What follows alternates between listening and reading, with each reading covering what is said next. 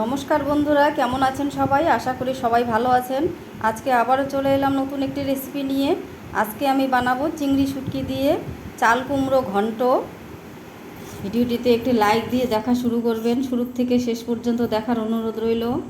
নিয়েছি এখানে চিংড়ি মাছের শুটকি, জলে ভিজিয়ে রাখলাম 10 মিনিটের জন্য।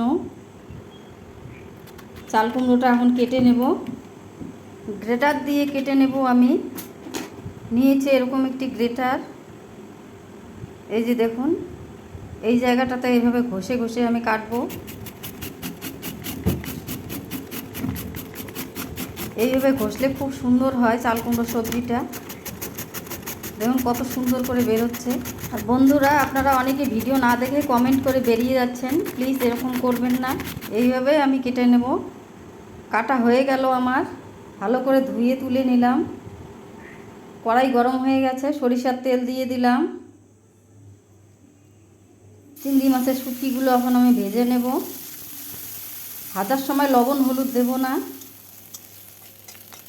ভাজা হয়ে গেল, নামিয়ে নেব। ওই তেলেই আরেকটু তেল দিয়ে নিলাম আমি। 5 ফোড়ন 1 চামচ, রসুন কয়েক কোয়া আমি থেতো করে নিয়েছি। রসুন থেকে সুন্দর একটা গন্ধ বেরোলে তারপর দিয়ে দেব কেটে রাখা পেঁয়াজ আর কাঁচা লঙ্কা। কাঁচা লঙ্কা পেঁয়াজটাও কিছুক্ষণ ভেজে নেব। সুন্দর একটি গন্ধ বেরোলে, এরকম লাল লাল কালার হলে তারপর দিয়ে দেব কেটে রাখা চাল কুমড়ো।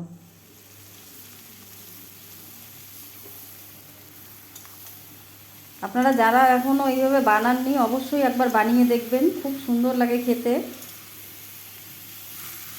এই রেসিপি থাকলে আর অন্য কোনো কিছুর প্রয়োজন পড়ে না বন্ধুরা। যারা আমার চ্যানেলে নতুন বন্ধু, তাদের কাছে অনুরোধ রইল চ্যানেলটিকে সাবস্ক্রাইব করার, পাশে থাকা বেল বাটনটি প্রেস করে রাখবেন।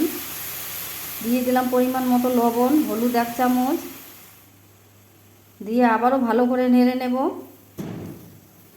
নাড়তে নাড়তে চাল কুমড়ো থেকে জল বেরোবে। দেখুন এরকম হয়ে গেছে, জল বেরোচ্ছে।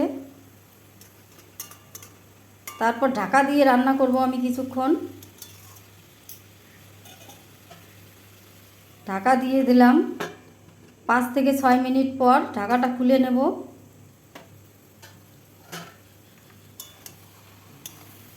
চাল কুমড়োর জল যে বেরিয়েছিল সেটাতেই সেদ্ধ হয়ে গেছে ভালো করে চাল কুমড়োগুলো।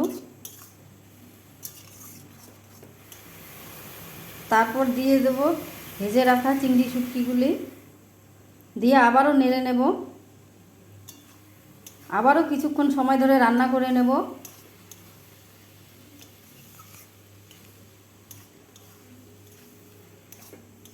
দেখুন বন্ধুরা কত সুন্দর হয়েছে, জলটা শুকিয়ে গেছে।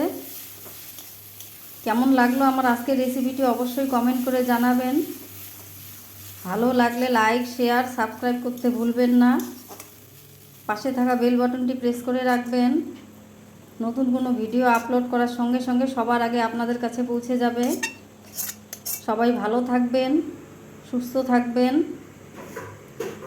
আরও নিত্য নতুন ভিডিও দেখার জন্য পাশে থাকা বেল বাটনটি প্রেস করে রাখবেন। তো বন্ধুরা, আজ তাহলে এ পর্যন্তই।